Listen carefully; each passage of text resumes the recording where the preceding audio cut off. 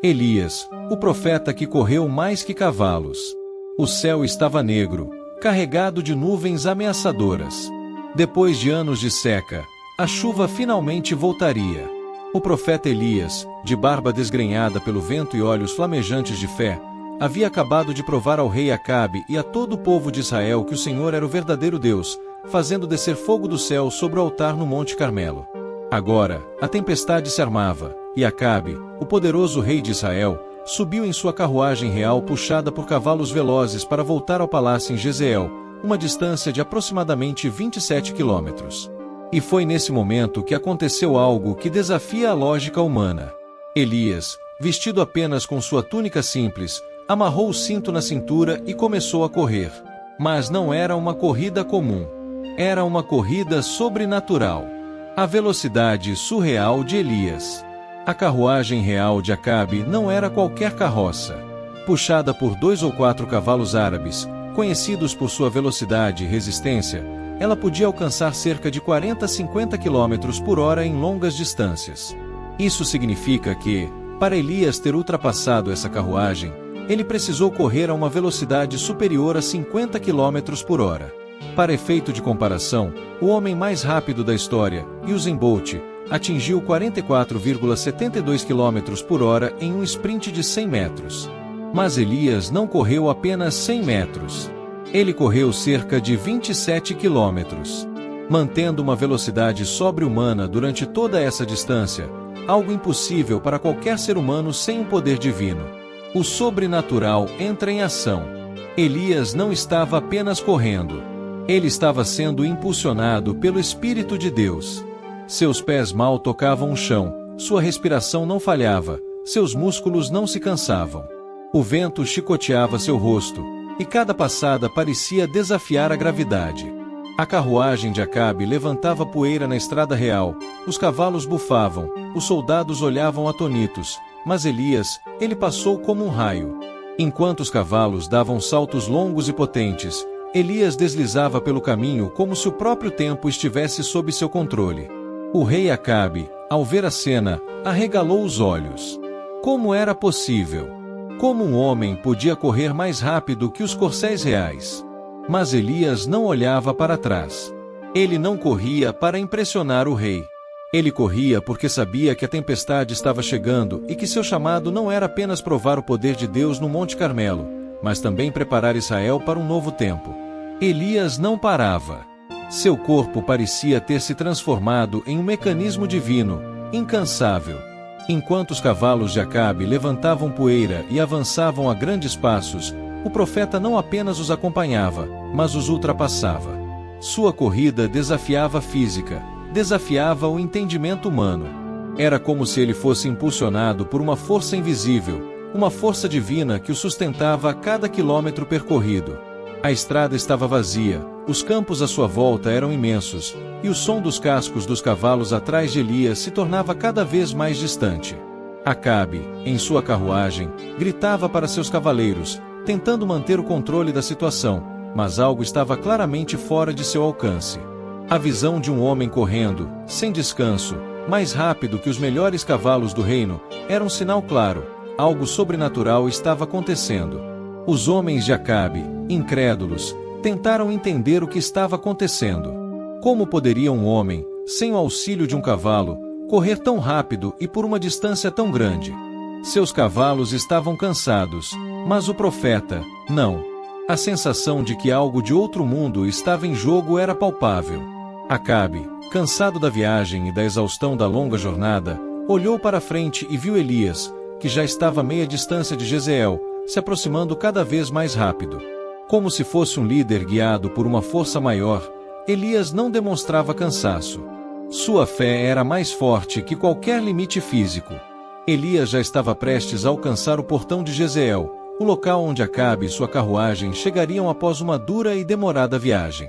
Quando Acabe olhou pela última vez, viu Elias, à frente de sua carruagem, já em plena cidade, cumprindo o que parecia ser uma missão direta do céu. A ciência não pode explicar a velocidade com que Elias correu.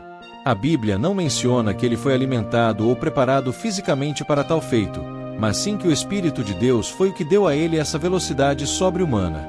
A corrida de Elias se tornou uma prova de fé e poder sobrenatural. Sua jornada não foi apenas uma simples corrida, foi um ato de desafiamento das leis naturais, uma demonstração de que Deus pode agir em qualquer momento e de qualquer forma. Enquanto o rei Acabe e seus cavaleiros entravam na cidade, já em suas carruagens, Elias estava lá, já à frente, aguardando a chegada deles, como se o próprio tempo e espaço tivessem se curvado ao poder divino. Quando Acabe finalmente chegou, ele se deparou com o profeta. O rei olhou para Elias com uma mistura de espanto e respeito. Acabe sabia que esse homem não era qualquer um. Ele havia acabado de testemunhar algo impossível, algo que não poderia ser explicado apenas com lógica humana. Elias estava à frente da carruagem do rei, como um exemplo de coragem e fé inabalável. O rei, perplexo, não podia fazer nada além de observar e talvez compreender, pela primeira vez, que o Senhor estava com Elias de forma inquestionável. Quando Acabe finalmente chegou, ele se deparou com o profeta. O rei olhou para Elias com uma mistura de espanto e respeito. Acabe sabia que esse homem não era qualquer um. Ele havia acabado de testemunhar algo impossível, algo que não poderia ser explicado apenas com lógica humana. Elias estava à frente da carruagem do rei, como um exemplo de coragem e fé inabalável. O rei, perplexo, não podia fazer nada além de observar e talvez compreender, pela primeira vez, que o Senhor estava com Elias de forma inquestionável. Elias não falava muito. Ele não precisava de palavras para mostrar o que acabará de realizar. Sua corrida, sua velocidade e seu feito eram um testemunho claro de que ele era um instrumento de Deus. Ele sabia que sua missão não se resumia apenas em correr mais rápido do que qualquer ser humano poderia, mas em dar um sinal claro de que a vontade de Deus estava sendo cumprida. Agora, em Jezreel, onde a chuva finalmente começava a cair, o povo de Israel viu o profeta como um homem escolhido. E o que mais impressionava, além de sua corrida, era a certeza de que esse homem, Elias, tinha algo mais. Ele era alguém que não temia os reis nem as ameaças, porque tinha o poder divino ao seu lado. Após o feito extraordinário de ultrapassar a carruagem real, Elias não descansou. Ao contrário, ele sabia que sua missão estava apenas começando. Acabe, o rei de Israel, estava prestes a enfrentar uma série de desafios que exigiriam mais do que um simples reinado. A chuva que começava a cair representava mais do que uma mudança climática. Era uma mudança espiritual para o povo de Israel.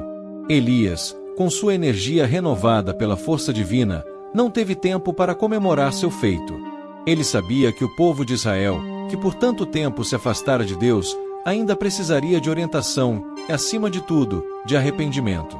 A corrida, embora extraordinária, era apenas uma manifestação do poder de Deus que precisava ser compreendido e vivido em cada parte da vida do povo. Elias, ao chegar à cidade de Jezreel, foi recebido pelo rei Acabe, que estava agora em um estado de confusão. O que ele acabará de testemunhar não poderia ser explicado de forma natural, e isso começou a abalar sua confiança. Acabe sabia que o poder de Deus estava presente de uma forma que ele não poderia controlar. Ao ver Elias ali, ele percebeu que o profeta não era alguém com quem ele poderia brincar ou subestimar. Elias, agora diante de Acabe, foi claro e direto. Ele falou sobre o pecado de Israel, sobre como o povo havia se afastado de Deus e se entregado a práticas pagãs. A sua corrida, o desafio lançado ao rei e a sua carruagem, eram apenas um reflexo de uma mensagem mais profunda. Deus estava chamando Israel para a restauração. A corrida de Elias era o símbolo de que, para o povo de Israel, seria necessário um movimento rápido e decisivo em direção ao arrependimento. Acabe, você correu para me encontrar, mas está correndo em direção ao seu fim se não mudar seus caminhos, disse Elias. Suas palavras penetravam no coração do rei como um raio, e Acabe sabia que não era apenas o profeta que falava, mas Deus, através dele. O desafio de restaurar o coração de Israel. A chuva que finalmente desceu sobre Israel não era apenas um presente de Deus, mas também um sinal de graça, um convite para que o povo voltasse ao Senhor. Mas como em toda história de transformação, a luta para alcançar o coração do povo não seria fácil. Elias sabia que muitos iriam se levantar contra ele. Ele sabia que não seria bem-vindo em muitos lugares. Mas a mensagem que ele carregava não era sobre seu próprio nome ou sobre seu próprio mérito. Era sobre o nome de Deus, a verdade divina que ele estava disposto a defender. Ele sabia que, assim como correu mais rápido que a carruagem do rei, agora precisava correr ainda mais rápido para alcançar os corações e as mentes do povo, para que eles entendessem que sua salvação não estava nos ídolos ou em riquezas, mas apenas em Deus. A corrida física era apenas um reflexo do que estava por vir, um convite para uma corrida espiritual. Uma corrida em direção à redenção e ao arrependimento. Elias, com sua coragem imbatível e sua fé inabalável, se tornou um exemplo para todos os que seguem a Deus. Sua corrida não foi apenas um feito físico extraordinário, mas uma metáfora para a corrida espiritual que cada crente deve viver. Assim como Elias correu mais rápido do que qualquer ser humano poderia, ele também correu à frente de todos os desafios que enfrentaria para levar a palavra de Deus. E para nós, hoje, essa história tem uma lição clara. Não importa o quão desafiadoras sejam as situações, sempre podemos ser impulsionados pela força divina para alcançar mais do que imaginamos ser possível. Como Elias, podemos correr para diante de nossos obstáculos, avançando com fé, coragem e perseverança, sabendo que Deus está conosco. Após o encontro com Acabe, Elias seguiu firme em sua missão. Embora o rei e o povo de Israel ainda enfrentassem uma jornada difícil, a mensagem de Elias ecoava em cada coração sincero. Ele sabia que sua corrida, embora impressionante, não terminava ali. Sua verdadeira missão era despertar o povo para o arrependimento e para a mudança.